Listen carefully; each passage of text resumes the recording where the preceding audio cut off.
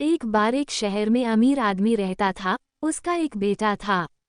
उसका बेटा एक बहुत बड़े घर, शानदार कारों और खिलौनों से भरे कमरे जैसे आरामदायक जीवन के साथ बड़ा हुआ था और आए दिन अपने पिता से फालतू खर्च करने के लिए पैसे मांगता और हमेशा ईश्वर से शिकायत करता कि उनको ईश्वर ने कुछ नहीं दिया है।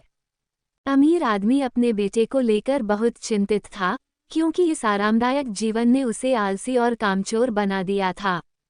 अब वो नहीं जानता था कि मेहनत क्या होती है। अमीर आदमी अपने बेटे को समझाने की बहुत कोशिश करता और अपने बेटे को कहता कि गरीब आदमी ही मेहनत करके अमीर आदमी बनता है और गरीब अमीर कुछ नहीं होता है। और जहाँ तक खुशियों की बात है, ईश्वर ने गरीब को ज़्यादा खुशियाँ दी है, उसे ज़्यादा मजबूत बनाया है। लेकिन उसका बेटा अपने पिता की इन बातों को मानने के लिए तैयार ही नहीं था। इसलिए अमीर आदमी ने अपने बेटे को ये सब सिखाने के लिए और उसका भविष्य बचाने के लिए उसे एक गांव में लेकर गया, ताकि वह गरीबों का जीवन भी देख सके। अमीर आदमी अपने बेटे को पहले एक ऐसे गरीब परिवार के पास ले गया जो बिना रोशनी, पानी या वॉशरूम के एक छोटे से घर में रहता था।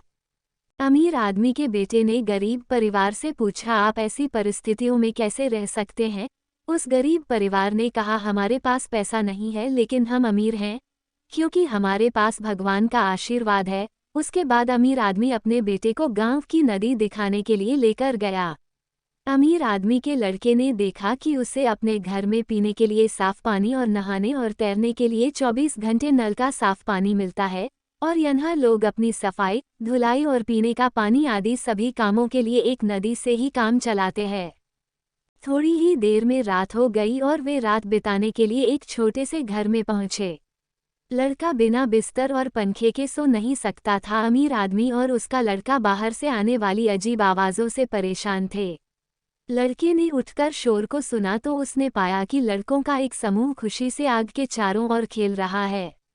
अमीर आदमी का बेटा उनको देखकर बहुत मोहित हुआ। उसने सोचा कि उसके पास दुनिया का हर खिलौना है, लेकिन उन लड़कों के पास जो खुशी और आनंद है वो उसके पास नहीं है।